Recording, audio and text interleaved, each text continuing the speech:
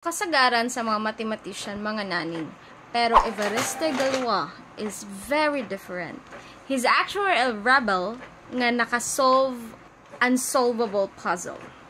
Let me tell you his story.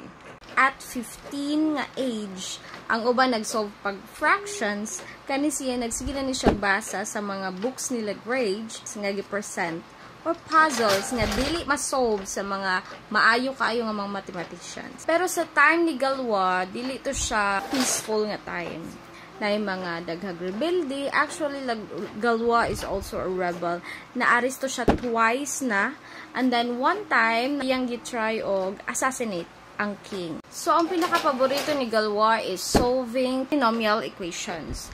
Nya, most mga mathematicians dili ka-solve sa 5th degree equations. Pero kani siya mo ni iyang ganahan. Unya, nasolbad pagod niya.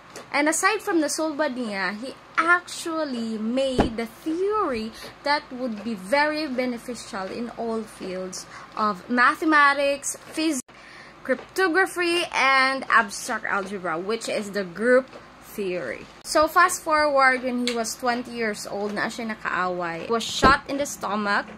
Sadly, namatay gid siya at 20 years old. So, ang katiyang mga nasolve, o ang iyang theory, naka-steady rato siya sa kaban.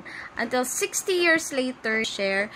And finally, his genius idea was recognized. Imagine no, kung walang siya nabuhi ato nga life, nga gubot kaayo ang France. What else could he do? If you like this story and you want more, please follow, leave a like. See you in the next video.